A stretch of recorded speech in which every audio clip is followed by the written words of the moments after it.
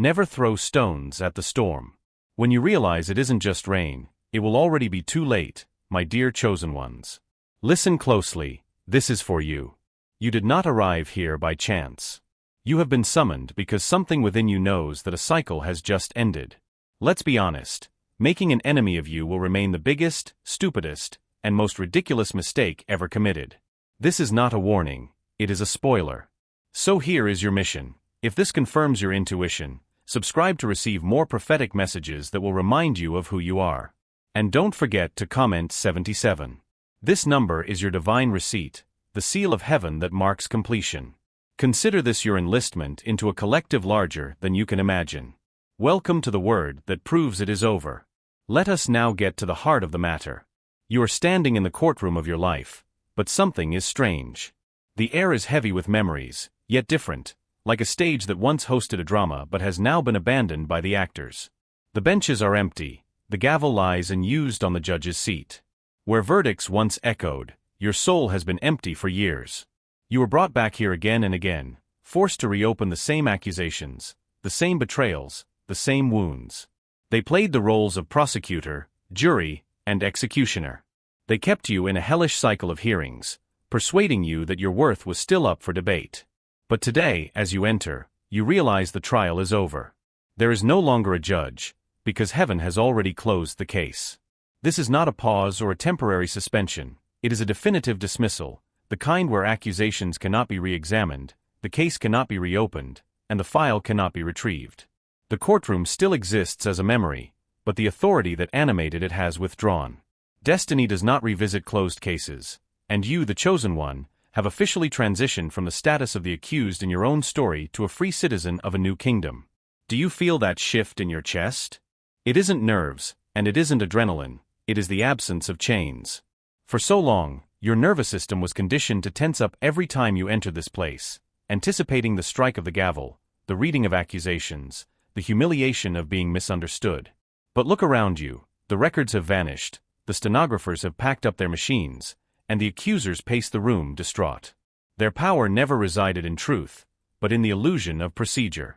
They relied on the accusation machine, a machine that is now unplugged. And here is the truth you must anchor now. If the heavenly judge has left the bench, no earthly mouth can reopen the trial. If the highest court has ruled in your favor, no mock tribunal can overturn that verdict. Their whispers, their gossip, their attempts to remind you of what you did or who you were, all of it is merely the echo of a closed-door hearing. You owe them no proof, no testimony, and not a single word more. So when you feel the temptation to defend yourself again, pause and remember this empty room. The silence here is not abandonment, it is justification. The heavenly judge has moved on, and you must do the same. Consider this moment your first mission in your new jurisdiction. Anchor the verdict within you, say it out loud, it is finished. I will never undergo this trial again. Let your own voice fill the room where accusations once echoed. This is not wishful thinking, it is a prophetic seal. Leave the courtroom, walk out without fear of being called back. The gavel has already struck for the last time. There was a time when the architecture of your suffering seemed indestructible. Every hallway of your life led you back to the same room, every staircase descended to the same basement, every entrance ended at the same locked door. You could feel the drafts of despair seeping through the blueprints, as if a cosmic engineer had designed your reality to break you. And for years, you assumed nothing could be changed because the structure was older than your memories, older than your lineage, older even than the words spoken during your childhood. It seemed inherited, etched in stone, passed down like fate. That's just how things are, they said, and you almost believed them. But what happens when the divine architect intervenes? Not to remodel, not to renovate, but to reduce every blueprint to ashes. That is what has just happened. The plans that kept rebuilding your pain, the design that reinforced betrayal, lack, and rejection. Everything has been torn up. There are no lines left for the builders of your misery to trace with their pencils. Their rulers hover over blank parchment. Their measurements are useless. Their calculations collapse because the foundations themselves have been destroyed. You no longer inhabit the house they built for you. You stand on virgin ground, free to design something that bears no trace of their fingerprints. Do you understand what this means? The loops you thought were destiny were not destiny, they were drafts on paper. Paper burns, fire consumes, and heaven has just lit the match. This is why your memories feel distant, like echoes in a demolished building. This is why the cycles you once anticipated with clockwork regularity no longer arrive. It isn't your imagination, it is structural. The walls have fallen, and you have been escorted out through an opening that didn't exist before. Of course, those who profited from that design are panicking. They wander through the rubble, looking for familiar corners, trying to rebuild the prison, because the prison also houses their sense of power. They mutter, "It worked for years, why wouldn't it work now?" But every nail they drive in bends in half, every brick they lay crumbles in their hands. You are no longer there. In resisting them, they are resisting God's decree. Their hands are busy, but their tools are obsolete. Their confusion is the proof of your liberation. And here is the revelation you must carry: you are not required to rebuild anything from the past.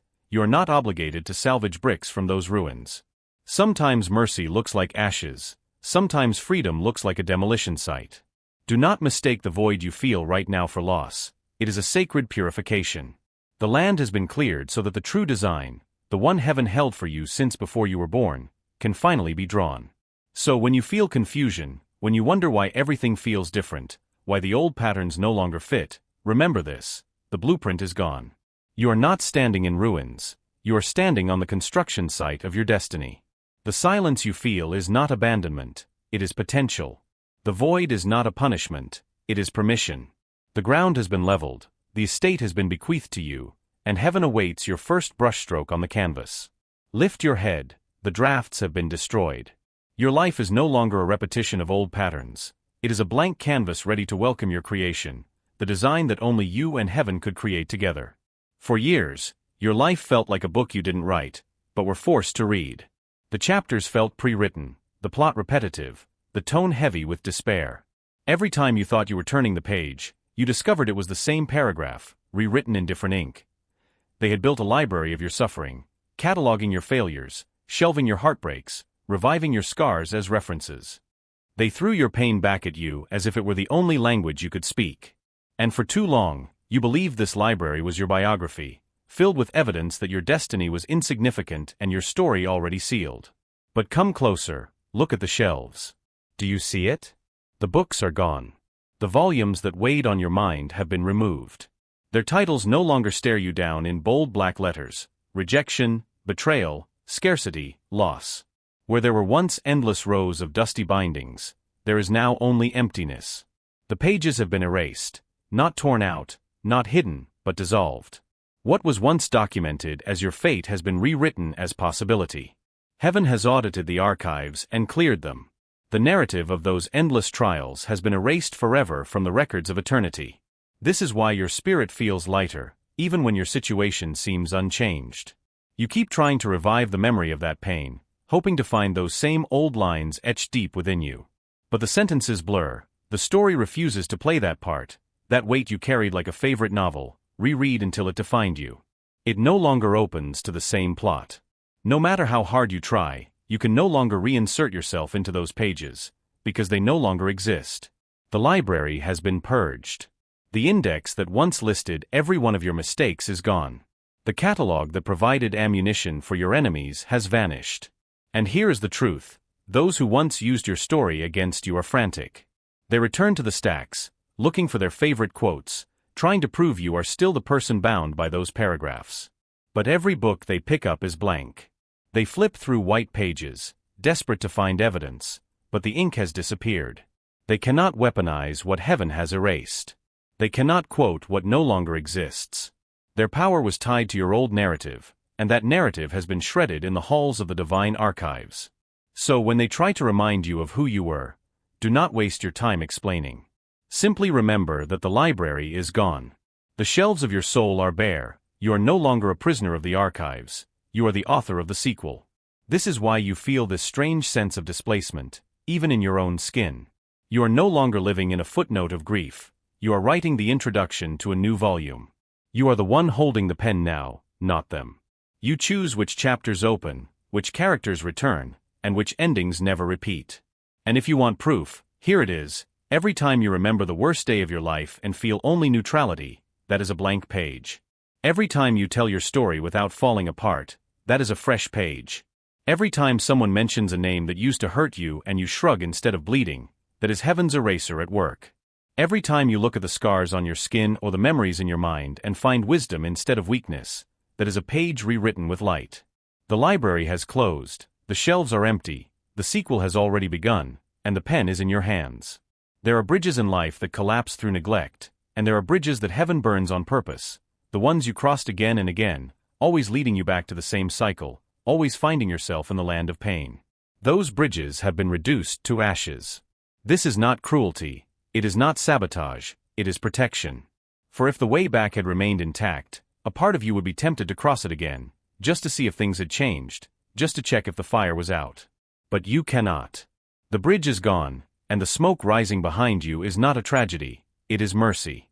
For so long that crossing seemed inevitable, a pattern whispered in your ear, you will end up here no matter what you do. You thought it was fate, but it was only a shortcut etched into your nervous system by repetition. Now, it is inaccessible. You could stand at the edge, mourning the familiarity of what was, screaming at the ruins, but your voice would return to you empty, because heaven has taken away the possibility of return. That is how seriously the divine takes your deliverance. The fire was not a punishment, it was a prevention. Of course, those on the other side are panicking. They scream from across the canyon, waving their arms mockingly, trying to convince you to rebuild. They say, "How will you manage without us?" They call you a fool for moving forward. They insist you are weaker without the comfort of that passage. But look at them closely, they are stuck. They no longer have access to you. Their calls may reach your ears, but their hands can no longer touch your shoulders. Their shadows can no longer stretch across your path. They are prisoners of the land of old stories, and you are not required to rescue them. The flames consuming the bridge also consume the illusion that you needed their approval, their validation, or their company. The fire has ended the cycle of bargaining, the endless back and forth, the exhausting dance of trying to explain yourself to those who were determined to misunderstand you. And now, as you stand on this side, the silence feels strange. You almost mourn the destruction, not because it was good, but because it was familiar. But listen closely, what feels like loss is actually your nervous system adapting to freedom. It is the unease of one who no longer wears chains and wonders what to do with their arms. Remember this. Every spark that fell upon that wooden structure was heaven's assurance that you would never fall back into the same captivity. The ashes are your certificate of completion. The smoke is the incense of liberation, and though the smell of burning lingers for a moment, it will soon fade, leaving only a wide-open horizon full of possibilities. So here is your mission. Stop staring at the ashes. Stop calculating if the bridge could be rebuilt. It cannot, and that is the point. Your path is ahead of you, your destiny is not behind you. The river that once seemed like a barrier is actually your protection, a divine moat between who you were and who you are becoming. The distance is deliberate, the separation is sacred. Every step you take now is on ground that no one in your family has ever trodden, that no one in your circle has ever claimed. This is why it feels uncertain, but it is also why it is holy. Do not weep for the burnt bridge, celebrate the solid ground beneath your feet. The flames did not steal your future, they secured it. Every agreement has an expiration date, even those you never signed with your own hand, but accepted in silence for years. Invisible contracts bound you, agreements written in fine print, steeped in trauma, signed in the ink of fear, imposed by voices telling you who you were and what you could never be. You didn't read the terms, they were forced upon you. At some point, you began to live as if these invisible clauses were law. You would always be abandoned, you would never be enough, you would always carry this burden. These contracts dictated the rhythm of your days. They whispered in the background of every decision, shaping how you entered a room, how you trusted others, and how you saw your reflection in the mirror. But something has changed. Heaven has reviewed the files, the gavel has fallen, and across every page is stamped in capital letters, null and void. These clauses no longer apply. The terms have expired. The contract itself is dissolved. You are no longer bound by rules you never accepted. Imagine a loan that predators kept extending, hoping you would never notice the balance was already paid. They lived off your ignorance, collecting interest on your despair. But the accounts have been audited, and heaven has cancelled every line. The debt was fraudulent, the signatures forged, the entire document invalid. This is why familiar accusations sound weaker now. They try to play the same music, but the needle skips. The words no longer have the power they once did because the agreement underlying them has been terminated. You no longer have to fight to prove your freedom. Even the lawyers of the enemy, those who specialized in twisting the truth to chain you, no longer exist. They may scream, but their arguments collapse without the documents to enforce them. The case is closed, the file is destroyed, the courtroom is empty. And here is the most beautiful part: the expiration did not just set you free, it unmasked them. Those who profited from your enslavement are panicking because the legal system of the spirit no longer recognizes their claims. Their signatures have no value, their threats are ineffective, and their influence has vanished, yet they persist. They wave phantom contracts under your nose, hoping you will forget the verdict and voluntarily submit to their control. They thrive on your amnesia, hoping you will fall back into a slavery that has already been dissolved. But once you know a document is void, no threat can compel you. Knowledge itself is emancipation. So what must you do? You must live as if the expiration is real. Every time an old voice whispers, "You will always end up here," answer in the language of freedom, "This contract has expired." Every time a familiar fear resurfaces, engrave it in your mind again, null and void. This is not denial, it is a legal reality before the celestial court. The terms that governed your captivity have been erased forever. Any attempt to reinstate them is a fraud, and fraud has no value in the eyes of divine law. From now on you are free to enter into new agreements, not out of fear but out of faith, not through betrayal but through trust, not out of lack but out of abundance. Your soul is no longer bound by lies, it is aligned with the covenant of the living God.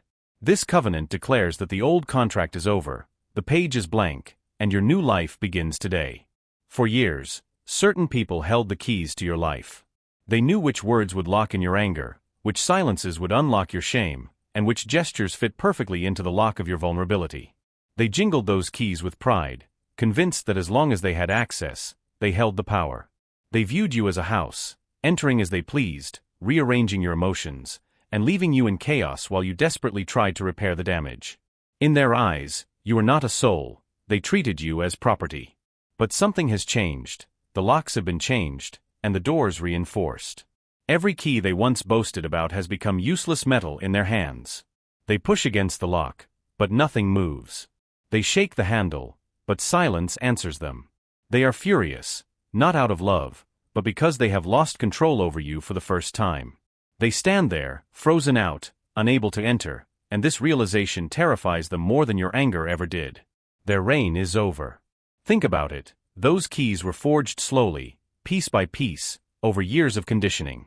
Every betrayal carved a groove, every lie etched a notch, every wound shaped the pattern of their false authority.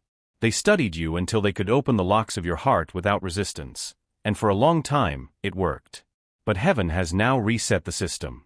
The old grooves no longer match the new structure. Their counterfeit has been exposed, and their tools are obsolete. This is why you feel a strange neutrality now when you hear their names. Once, a single syllable could unleash a flood of emotion. Now that same syllable remains mute, like a key in a sealed vault. It clicks, but the mechanism does not react. This is the proof of your transformation. The locks of your soul have been sealed by divine fire. No intruders. Do not underestimate the weight of this freedom. It means you are no longer predictable. They can no longer plan your reactions or provoke you with insults, expecting the same old collapse. They can no longer bait you into defending yourself, exhausting you in arguments designed to weaken you. Those patterns required the locks to stay old and rusty, but you now have a new system, inviolable, sealed in light, unbreakable. And here is the challenge: stop handing out duplicate keys. Stop apologizing for locks that no longer work. You owe access to no one simply because they once possessed it. The person you are now is not accessible to intruders. Protect your space, not out of paranoia, but with wisdom. You do not need walls of fear, you have doors of discernment. You are not a fortress built on suspicion, you are a temple preserved by divine will. Those who belong there will enter by invitation, not by intrusion. So when someone from the past waves their old key to prove they still belong, know that you don't have to worry. Inwardly, smile softly and remain silent. Let them discover the truth for themselves. The house has been renovated, the locks changed, and the authority is no longer in their hands. Those keys do not turn anymore, and they never will again. Your body was once like a map of your past. Every scar was a landmark, every pain a reminder, every point of tension a path leading back to suffering. You could trace the lines with your fingertips and remember exactly where each wound came from, who hurt you, who betrayed you, which season almost destroyed you. You carried this map everywhere, as if your skin were paper inked with grief, folded and refolded until the creases became permanent. And because you carried it, others studied it too. They knew where to press, where to trigger the memory, where to provoke a reaction for their benefit. Your scars were never private, they were public signposts inviting exploitation. But something sacred has happened. The map is fading, the landmarks are disappearing, and the grooves etched into your soul are beginning to flatten under the weight of grace. The coordinates that once guided your enemies to the heart of your pain no longer exist. If they tried to retrace their steps, they would find themselves lost on a completely transformed terrain. Where there was a jagged scar, there is now smoothness. Where there were tender spots, there is now resilience. The body remembers, but heaven has rewritten the legend of your story. This is why you sometimes catch yourself looking for the pain and finding nothing. You brace for the familiar sting, but it never comes. The scar that once defined your story is now a ghost, and even that ghost is dissolving. What terrified you most was the idea of forever carrying the visible mark of what was done to you. But the divine physician has gone deeper than a superficial repair.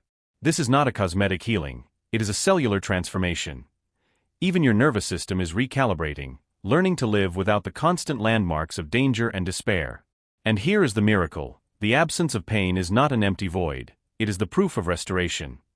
You are not erasing your history, you are reclaiming it. The lessons remain, the wisdom remains, but the open wound does not. You can still remember. But remembering no longer means reliving the scar. The map that once guided your enemies now testifies to your survival. And soon, even those scars will be so faint that only you and God will know where they were. Of course, this is disorienting. Those who fed off your wounds will provoke you, expecting to see you flinch. They joke, expecting to see you suffer again. They criticize, expecting you to cave, but nothing happens. Their fingers press against your healed skin, their words echo to ears tuned to a higher frequency. They don't realize the map has been replaced. They are looking for their way in a land that no longer exists. So lift your head. Your body is no longer a battlefield, but a sanctuary. Your scars are no longer coordinates of torment, but memorials of endurance. And as they fade, they remind you of this eternal truth: you are not defined by what hurt you, you are defined by the fact that the pain could not last, the wound could not win, and the scar could not remain as a chain. The map is gone, and you are free to chart a new territory of wholeness. There was a time when noise defined your world. Every insult echoed like thunder, every accusation vibrated like a drum, every rumor ricocheted in your chest until you could barely breathe. You learned to brace yourself for the noise, to flinch at the volume of lies, and to prepare your responses as if survival depended on your ability to defend yourself in every conversation. The noise was everywhere. Silence has become your shield, and it speaks louder than any word you could utter. Your calmness destabilizes them when they hurl accusations and you do not respond. The air itself bears witness when they seek to draw gossip from you and you give them nothing. Your stillness becomes a mirror reflecting their despair.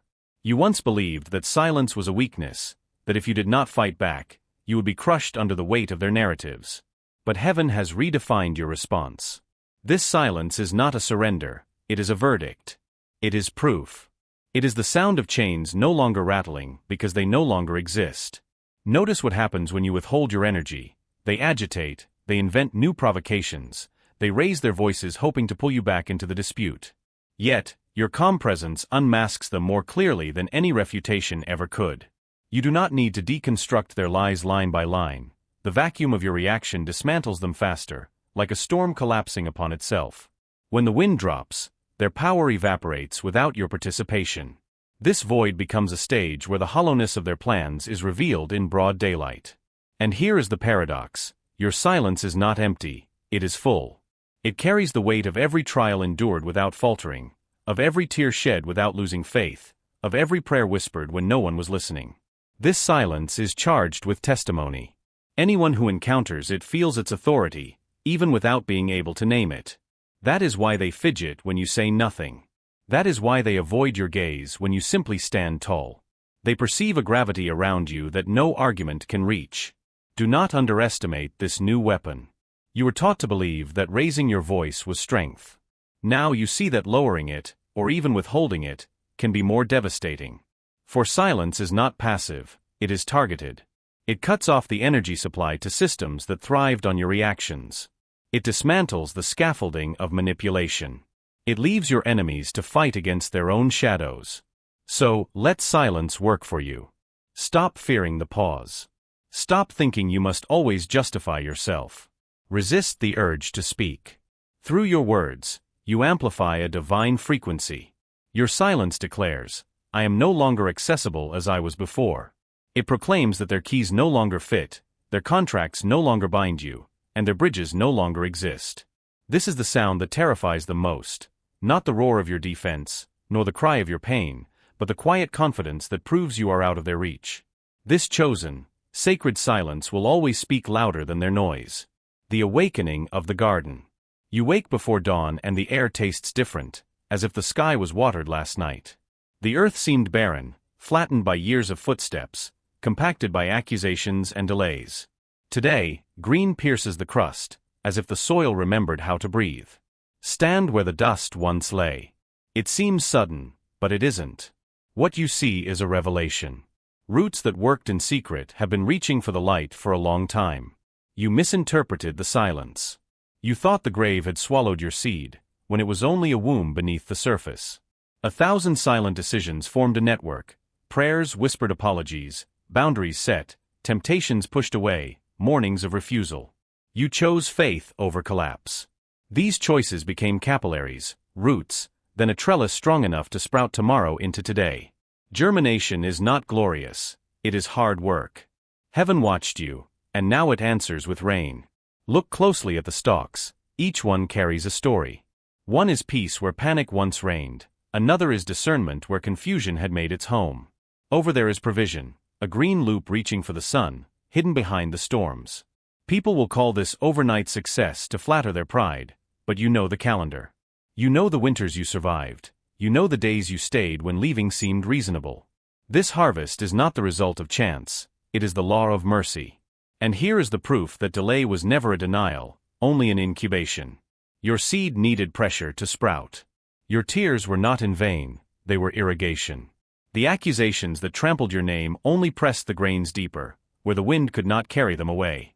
What tried to bury you became your greenhouse. The heat that should have burned you became the temperature necessary for the awakening. Heaven did not skip steps, it synchronized them.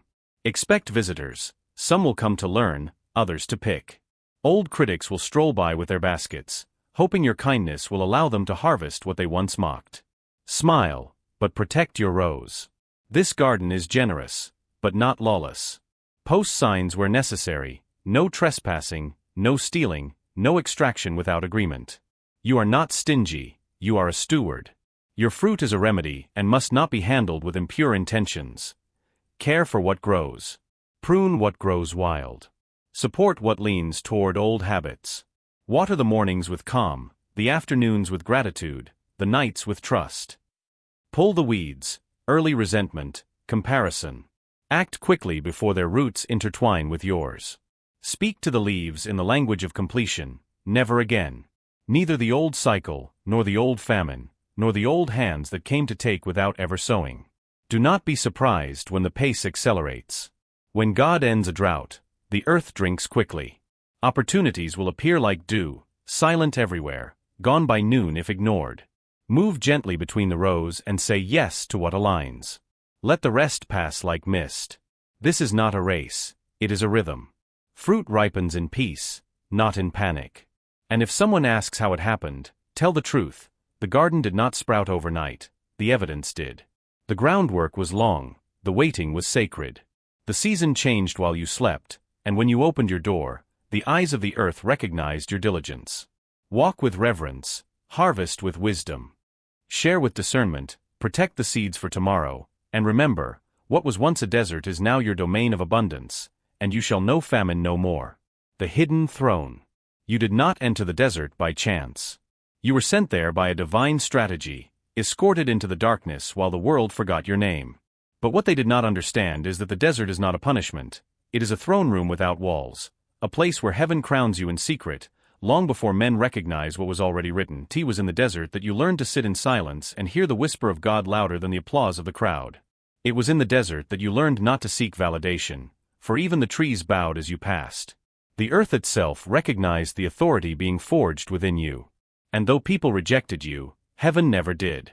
You were sitting on an invisible throne, invested with immeasurable power, anointed with untouchable oil. The desert stripped you. It removed the illusions, the masks, the false comforts you leaned on. It revealed who you truly were. For you who desired only light without shadow, you discovered something deeper when everything collapsed. You were never empty, you were fulfilled. Every tear watered the ground for a harvest you will soon reap. Every rejection became a brick in the throne rising beneath your feet. The desert sharpened your gaze to see beyond appearances. You now notice the snakes camouflaged in the grass, the smiles hiding daggers, the praise tinged with envy. Yet, instead of becoming bitter, you became sharper. Instead of collapsing, you stood up. Your desert period did not break you, it built you. And now, when the world sees you sitting on the throne, they will assume it was given to you. They will not know it was earned in the trial, in the fire, in the nights when no one was watching. You see, thrones and palaces can be taken, political thrones can be stolen, thrones in human systems can be overturned overnight. But the throne you carry, the one forged in the desert, is eternal. It is invisible to the untrained eye, but undeniable to the spirit. That is why demons tremble before you. That is why rooms transform when you enter, because you do not walk with borrowed authority, you walk in celestial dominion. And here is the secret: your desert was not just about survival, but about enthronement. You thought you were hidden, but heaven was highlighting you before the invisible realm. The angels saw you endure, the demons saw you resist, the earth itself saw you refuse to submit. And now, every element bears witness. You are seated, you are enthroned, you are established. This is the paradox of your story. You found your throne not in a palace, nor under applause, nor in crowns made by human hands, but in the dry places where only God could sustain you. And because He sustained you, no one can dethrone you. This authority is not seasonal, it is eternal. You are living proof that the desert breeds kings. So do not despise the dry places, do not regret the lonely paths, for it was in those hidden trails that God sculpted your throne. And now the world will see what heaven already knew: you have always been of royal blood, seated even in the darkness, reigning even in the silence. Breathe now. Let the weight of these words anchor deep in your spirit. You have walked with me through the desert, through the revelation, through the throne hidden in simplicity. And now, you can finally rest, knowing you were never lost. You were always guided. Every shadow, every silence, every strange detour in the road was part of the divine choreography that placed you precisely here, in this moment of stillness. The desert was never meant to break you, but to crown you. What looked like exile was actually an enthronement in disguise. What seemed like abandonment was actually heaven making room for your voice, so it could finally be heard without distortion. And what you believed was a weakness became the purest strength, for you carried within you a flame that no storm could extinguish. Walk lighter now.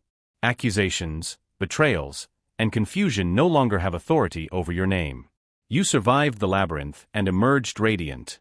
You held on when everything tried to bury you, and now you are unshakable. Let this truth wrap around you like a cloak. You are safe, you are guided, you are crowned. So, move forward. Remember that the desert taught you the rhythm of heaven. It taught you to trust whispers more than noise, light more than illusion, and presence more than applause. Carry this wisdom with you into every room you enter, for you no longer just enter spaces, you transform them. You are no longer surviving, you are reigning. Rest in peace tonight, the throne already belongs to you.